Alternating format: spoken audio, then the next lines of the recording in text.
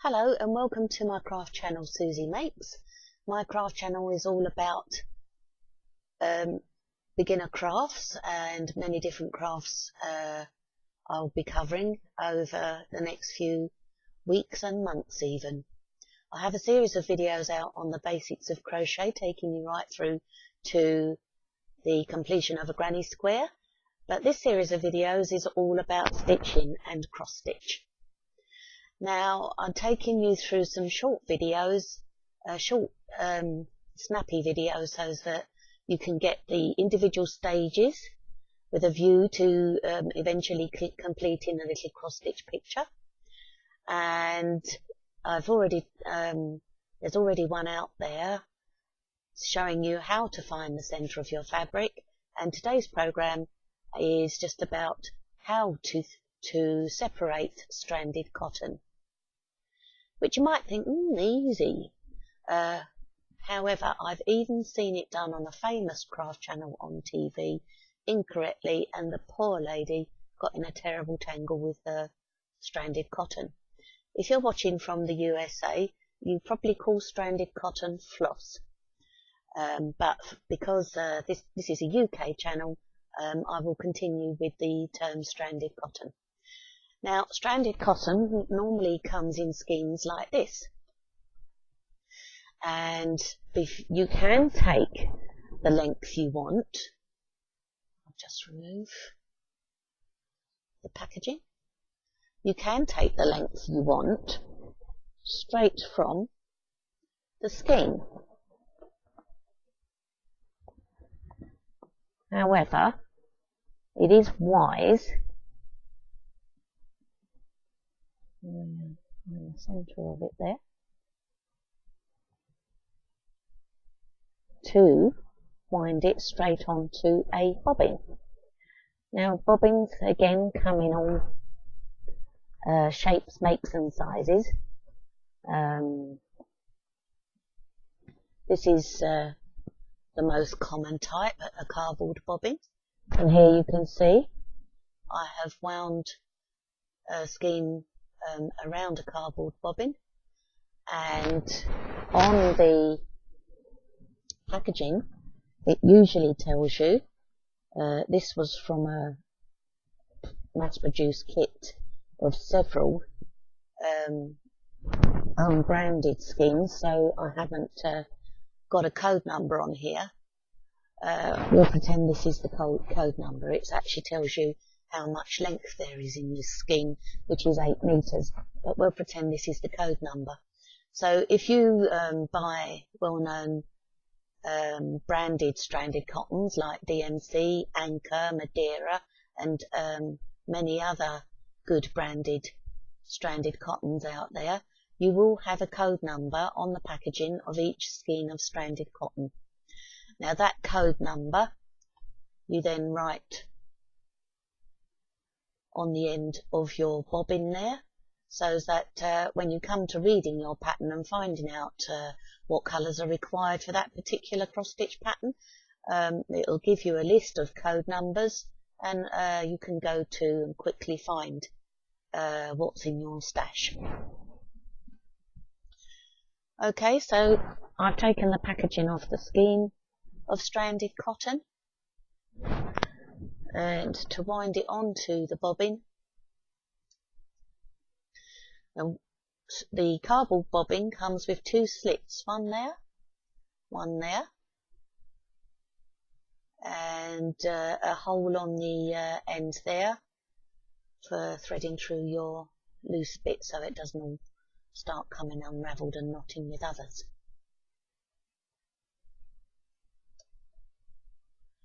Now, I would recommend you wind this onto a bobbin before you cut any length of thread, and you simply slip your tail end into the top of your bobbin with the hole on the right hand side, and then you gradually wind it on until you've done the whole thing, and then you can pull the the other end, once you've finished, you can thread through there to stop it from coming untangled. So I won't wind the whole thing right now, because this is about how to separate them. So you cut the length you want, and in general the length will be from your hand, hold it together between your thumb and forefinger, up to your elbow.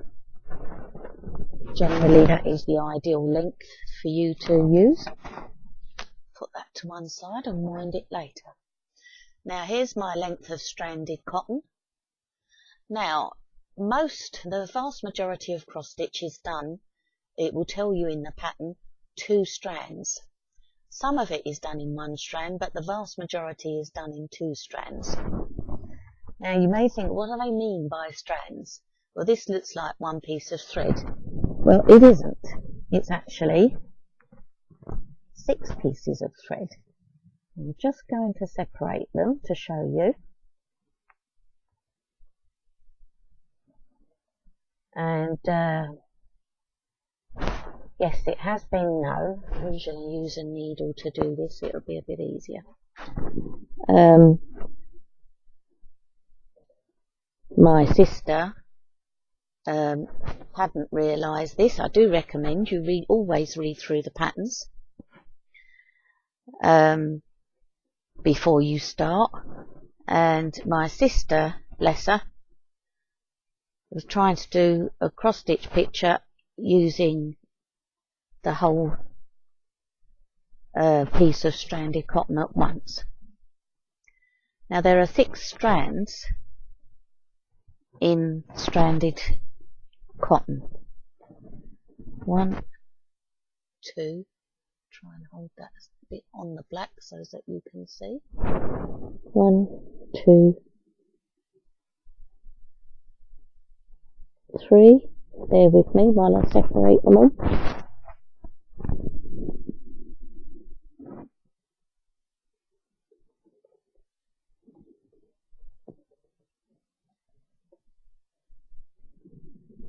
Right, now you can see there are several strands, 6 in total.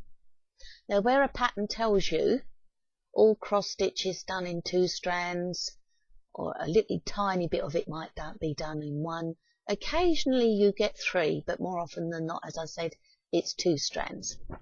What you would do is hold the length of stranded cotton between your thumb and forefinger. Take 1 strand only and pull it right out. So that's 1, and you're left with 5 there. Just move that out of the way. I've just got a bit of black paper underneath it to make it slightly easier to see on, to pick up on video. Then you take hold of the 2nd strand and you pull it out.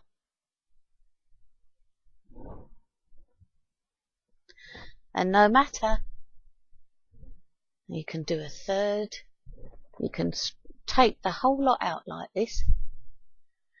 Now, it would be very tempting to just pull the 2 out together. I've already taken some of this out. I'm just showing you how easy it is. But if you take 2 out together, the chances are you are going to get into a knot. And this could even put you off stitching. And there, see how easy I took apart those 6 strands.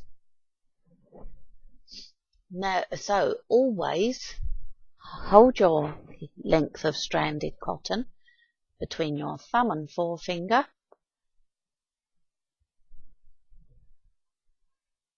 Separate the strands at the top and then pull out 1 at a time.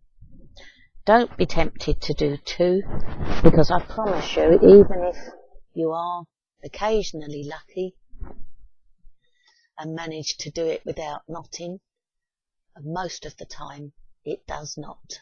Can get you into an unholy mess and very frustrating, and could even make you give up and not bother trying. Heaven forbid. So that is how you separate stranded cotton. Then what you would do, if the pattern says cross stitch in 2 strands, you take 2 strands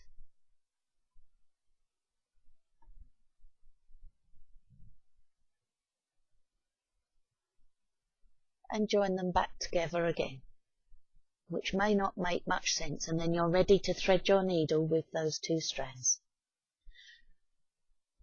If you only want 2 strands, don't do as I did and just separate all 6 in one go. Just take the 2 strands and use the 2 strands. I just did that for video purposes, so as you could see how easy it was to separate those 6 strands, 1 strand at a time. Then you bring your 2 strands back together again, thread your needle, and you're ready to go.